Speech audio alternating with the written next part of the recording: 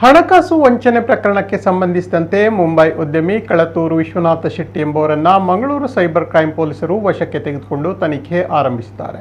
2 ದಿನಗಳ ಹಿಂದೆ ಮುಂಬೈನಿಂದ ಮಂಗಳೂರು ವಿಮಾನ ನಿಲ್ದಾಣಕ್ಕೆ ಬಂದಿಳಿದ ಅವರನ್ನ ಸೈಬರ್ ಕ್ರೈಂ ಪೊಲೀಸರು ವಶಕ್ಕೆ ಪಡೆದು ನ್ಯಾಯಾಲಯಕ್ಕೆ ಹಾಜರುಪಡಿಸಿದ್ದು ಪೊಲೀಸ್ ಕಸ್ಟಡಿಗೆ ಪಡೆದು ವಿಚಾರಣೆ ನಡೆಸುತ್ತಿದ್ದಾರೆ.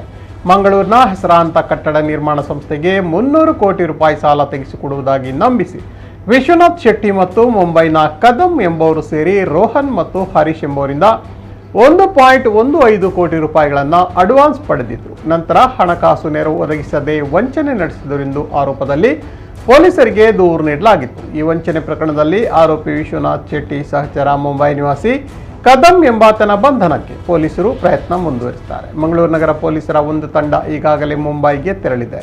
ಅಲ್ಲಿನ ಕ್ರೈಂ ಬ್ರಾಂಚ್ ಪೊಲೀಸರ ಸಹಾಯ ಪಡೆದು ಆರೋಪಿ ಬಂಧನಕ್ಕೆ ಯತ್ನ ನಡೆಯುತ್ತಿದೆ.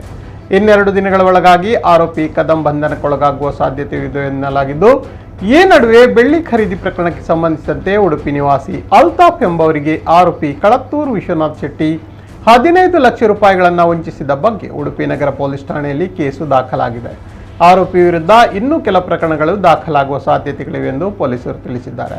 ಸಿಸಿಬಿ ಎಸಿಪಿ ಪರಮೇಶ್ವರ್ ಹೆಗಡೆ ನಿರ್ದೇಶನದಲ್ಲಿ ಸಿಸಿಬಿ ಇನ್ಸ್ಪೆಕ್ಟರ್ ಶ್ಯಾಮ್ ಸುಂದರ್ ಮತ್ತು ಸೆನ್ ವಿಭಾಗದ ಇನ್ಸ್ಪೆಕ್ಟರ್ ಸತೀಶ್ ತನಿಖೆಯನ್ನು ಮುಂದುವರಿಸುತ್ತಾರೆ.